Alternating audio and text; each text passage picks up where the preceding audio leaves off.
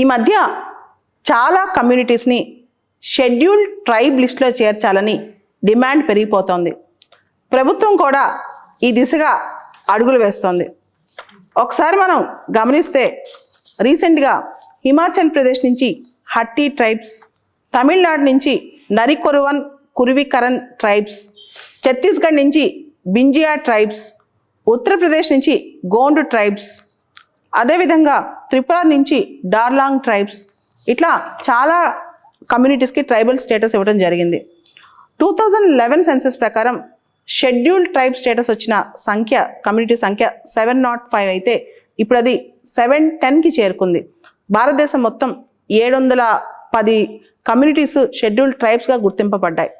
అదేవిధంగా scheduled ట్రైబ్స్లో PVTGs అంటాం, particularly vulnerable tribal groups, అవి 75 ఉన్నాయన్నమాట. ఓవరాల్గా భారతదేశ జనాభాలో ఎస్టీ జనాభా 8.6%. ఇప్పుడు కొత్తగా యాడ్ అవుతుంది కాబట్టి పెరిగే అవకాశం కూడా ఉంది. కమింగ్ బ్యాక్, అసలు షెడ్యూల్డ్ ట్రైబ్స్గా గుర్తించబడాలంటే ఎటువంటి క్రైటీరియా ఉంటుంది, దానికి ఉన్న ప్రాపర్ ఫీచర్స్ ఏంటో ఒకసారి చూద్దాం. ముందుగా పీవీటీజీస్గా, పర్టికులర్లీ వల్నరబుల్ ట్రైబల్ గ్రూప్స్గా గుర్తింపు పొందాలంటే 75 పీవీటీజీస్ ఉన్నాయని చెప్పాను కదా.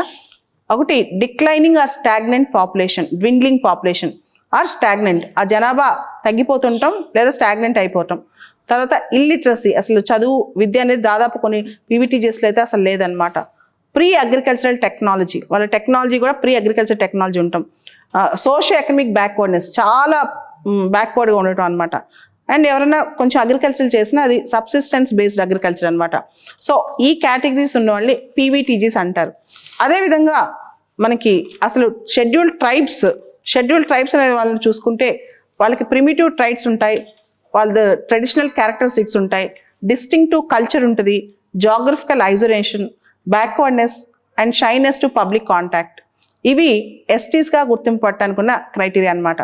అసలు యాక్చువల్గా ఎస్టీస్గా ఎలా గుర్తిస్తారు? అన్ని ట్రైబల్ గ్రూప్స్ని ఎస్టీస్గా గుర్తిస్తారా, లేదా కొన్ని గ్రూప్స్ మేము ఎస్టీస్ అని చెప్తాయి, గుర్తించడానికి ప్రాసెస్ ఏంటి? ముందుగా రాష్ట్ర ప్రభుత్వం కానీ, యూనియన్ టెరిటరీ అయితే యూటీలో ఉన్న ప్రభుత్వం కానీ, వీళ్ళు సెంటర్లో ఉన్న ట్రైబల్ అఫైర్స్ మినిస్ట్రీకి రికమెండేషన్ పంపిస్తారు, పర్టికులర్ గ్రూప్ని ట్రైబల్ గ్రూప్గా, షెడ్యూల్డ్ ట్రైబ్గా గుర్తించాలని చెప్పి.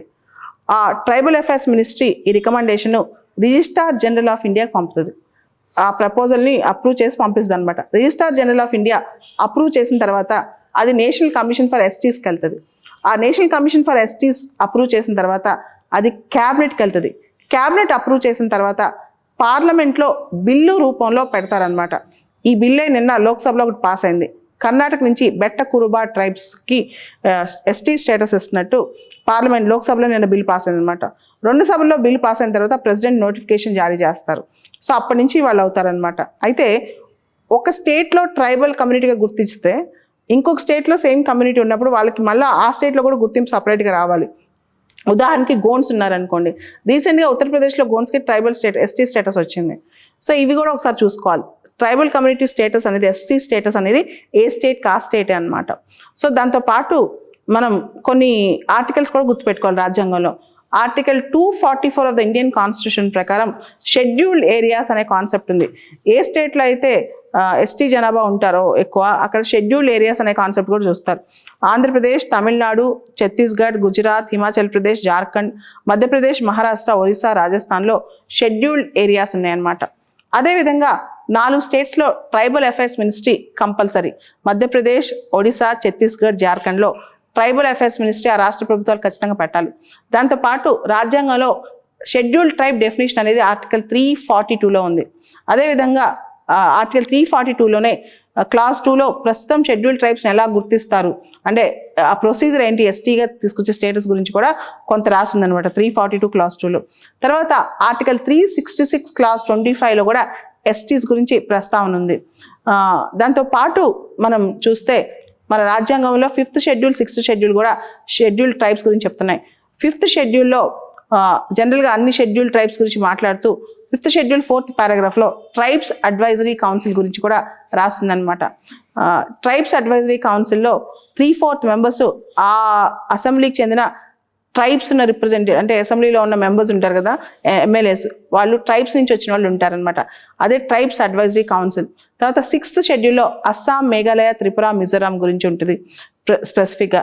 సో ఇవన్నీ కూడా కలిపి చదివితే అసలు షెడ్యూల్ ట్రైబ్స్ గురించి అవగాహన ఉంటుంది. ముఖ్యంగా ఈ సంవత్సరం షెడ్యూల్ ట్రైబ్ స్టేటస్ గురించి చాలా కమ్యూనిటీస్ డిమాండ్ చేస్తున్న తరుణంలో ఎస్టీ స్టేటస్ ఎలా ఇస్తుంది అని ప్రొసీజర్, అండ్ పీవీటీజీస్ అంటే ఎవరు, తర్వాత ఏ రాష్ట్రానికి ఆ రాష్ట్రం ఎస్టీస్ సంబంధించిన డీటెయిల్స్, ఇవన్నీ కూడా చూసుకుంటే ప్రిలిమ్స్లో కానీ మెయిన్స్లో కానీ క్వశ్చన్ వచ్చే అవకాశం ఉంది.